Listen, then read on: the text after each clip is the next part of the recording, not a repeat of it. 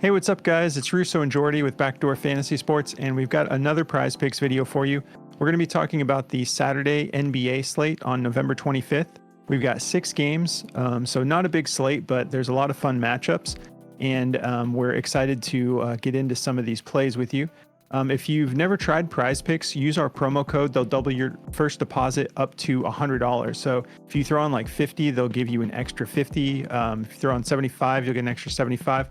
We always recommend just going for the full 100 though, because you'll get $200 to play with for just 100 of your own money. So yeah, just use our promo code and they'll hook you up with that over there at PrizePicks. And if you're new to our channel, make sure you subscribe and hit the notification bell.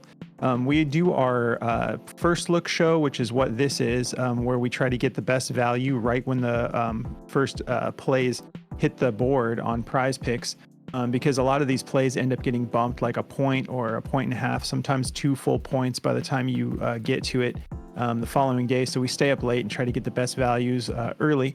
But we also have a daily show.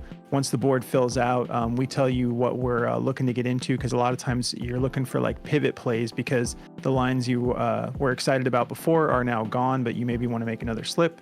So yeah, just make sure you're subscribed and you'll know as soon as we're dropping our new videos. All right, so before we get into the picks, we're going to do a recap of the picks from last night's first look video.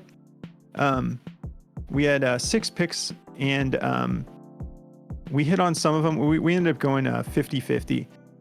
So I had Tyus Jones for over 16.5 points and assists. He ended up doing well. He went for 21.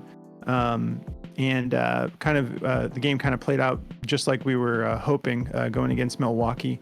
Nice high scoring game. And then I also had Aaron Gordon for over 6.5 rebounds. That ended up getting bumped to 7 the following day, and he only went for 7. So if you caught it, early when we first dropped it, you cashed that. If you took it during the day, you just pushed. And honestly, it was a really terrible performance from Aaron Gordon. They were all over him. He went 0 for 12 from the field, and he just barely got that last rebound. So Houston really brought it to Denver. That was pretty shocking. And then I also had Eric Gordon for over 2.5 assists, and he got 2 assists in the first quarter. And us and our Discord, we were just like celebrating way too early, almost like I thought for sure, I'm like, see, this is gonna cash. I knew it. And then he didn't go for another assist the rest of the game. He had a couple opportunities, but guys like Josh Okogie just weren't dropping their shots, and so he got a lot of minutes. He played good. If you took his PRA, he cashed that. If you took his points, I believe he cashed that as well. But the assists, he ended up just doing the 2 in the first quarter, and then nothing else from there. Do you want to get into your picks, Jordy? Yeah. So we took Grayson Allen for over, I think it was 9.5 points. And yeah, 9.5 points. Yeah, he crushed that. I don't have the exact number that he went for, but he went for 4. Yeah, he went for 14. I owed Jordy a little bit of money, so I just made the slip on my end. So okay, cool. He also had Bam Adebayo for over 3.5 assists. Yep, he went for 2. Yeah. And then, KCP. Yeah, KCP. He had a great performance. He had 20 points, but he was terrible from 3. He only hit 1 3 tonight, so that was kind of unfortunate. So with the way that game played out, is Houston kind of brought the pressure up, and they were doubling Gordon, and they were doubling. They were giving everything Jokic wanted to him. That was kind of their game plan. They were like, we're gonna make everyone else beat us, and we're gonna let Jokic just do what he does. And it was a great game plan. KCP, he scored 20 points, but he had to, he had to come in the box and help Jokic so much that he didn't get to stay on the perimeter like he's used to. So, it was a bad pick. I should have just taken his points, but he cashes his threes all the time. So it was just unfortunate. It was a weird game for them, but I think he'll keep shooting his threes. That's what he's doing. So. Yeah, and like when we were looking at that pick originally, we were kind of seeing a narrative where he could potentially hit both of his threes but not cash on his points. Yeah, because that happens sometimes. Yeah, and then he did the opposite. So yeah, it happens. We fell short on 3, and we had 3 cash. So hopefully you didn't take all 6, and you just mixed and matched a little bit and got a little bit of cash from that. But it was a weird night in general. For sure. But anyways, so yeah, let's get into these picks for tonight. We've got two each since the board's a little slim right now. But my first pick is going to be, actually both of my picks are going to be points assist props. And we're just going to run it back to start with Tyus Jones again. I would love to see the same thing. This is a little bit higher than last night when we took him. Last night it was set at 16.5. This time it's set at 19.5. But I still feel good about him hitting this. And if you look at the over-under on this game, we've got Atlanta Hawks versus the Wizards, and it's a 248.5 over-under. So we got a super high scoring game. We've seen a bunch of these with the Wizards, a bunch of these with the Hawks. So I don't anticipate this going in any other direction than just a lot of points on the board. The Hawks are favored by 8 points. So we do have to be a little bit careful of a blowout. But you know what? Like every game that the Wizards are going into, they're favored to be down by the spreads usually favoring the opposite team by like 8 to 10 points. And the Wizards are just kind of hanging in there. And this has been the same thing we've been saying every time we take the Wizards. So I still feel comfortable with him on this. I think he'll hit this. And he's been getting better. So if we look at what he's actually been averaging over his last 5 games, he's getting just under 29 minutes a game, about 15 points a game, and just under 5 assists a game.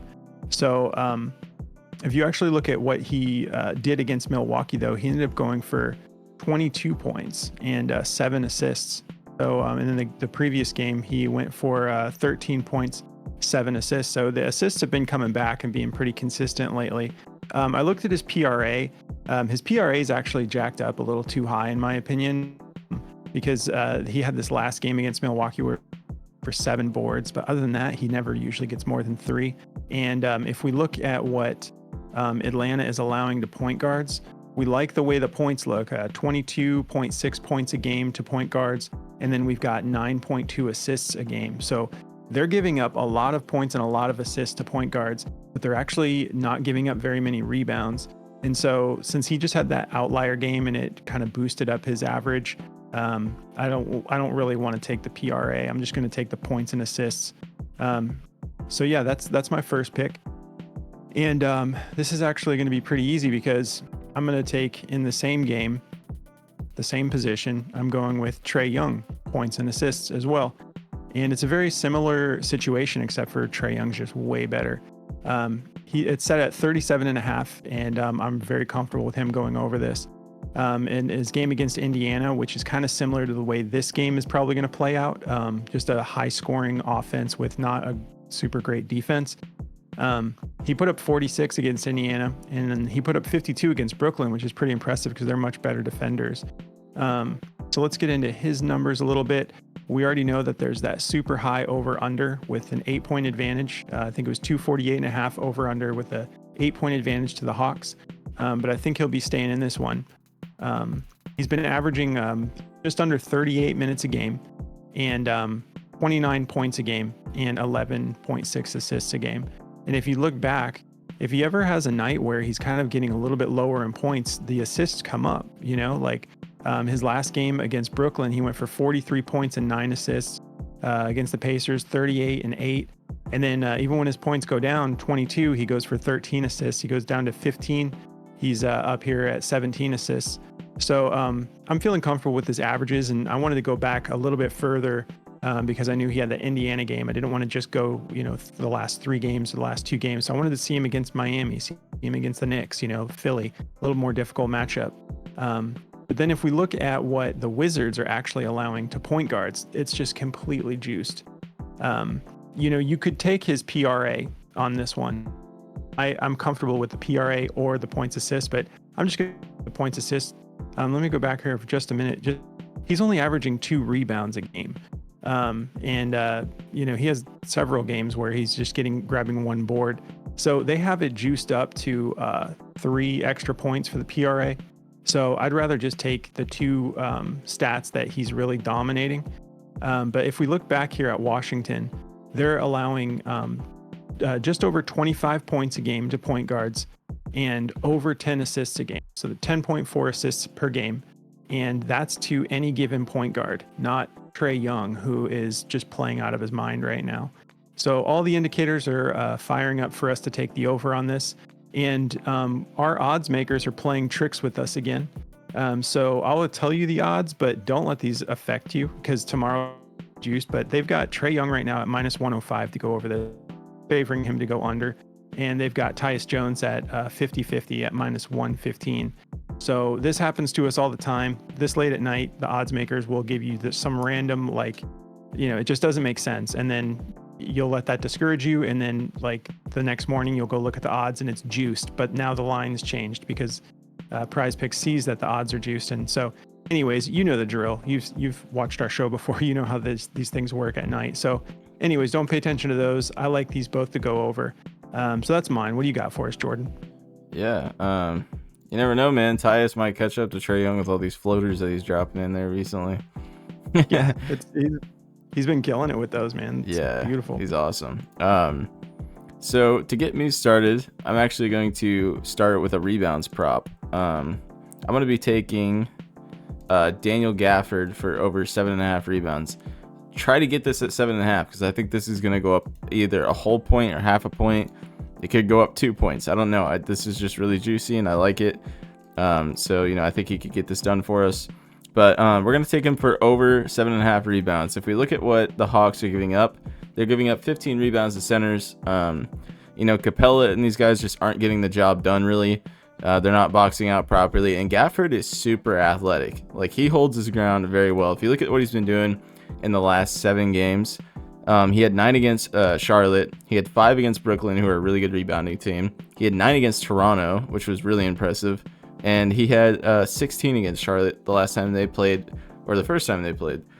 And, he had like 5 against Milwaukee. Obviously, they're very tough, but he can get the job done. And on a lesser matchup like this one, this is a minus 130 to go over. So, this is pretty juicy, and I like it, and I would try to get it at 7.5. So for my next pick, I'm going to points as well, and I'm going to be taking Gafford and Johnson to go over. I've gone to this pick a lot, and I've stayed away from it in some matchups, and it was smart in those matchups. Brooklyn's very tough on defense, so I stayed away from him there, and it was a good call. But I like him in this one. I'm going to take his over in this one. If we look at the stat line here over the last 7 games, which is really when he's kind of started to go nuclear for them, he's only missed this twice out of the last 7 games. So, they were really tough matchups. He played Miami and he played Brooklyn. Those are 2 really big, long teams, and they're tough on defense. So, and he got smaller minutes in the Miami game because I think he got in foul trouble. But this matchup's super juiced. I like it. If we look at, what they're giving up to power forwards, which is what he's playing, we go points. They're giving up, let's see, I already passed him, I think. Where are they at? They're giving up 26, almost 26 points a game. So with his minutes and how he's been playing and how good he is, I think this is not going to be a problem for him. It's a minus 115, but we were talking about this and I was like, man, I'm going to be kicking myself if I don't take this in this juice of a matchup. I think this could go up to 16.5 tomorrow. I've said that before and it did. So I would try to get this as low as you can. 14.5 is a steal for this kid.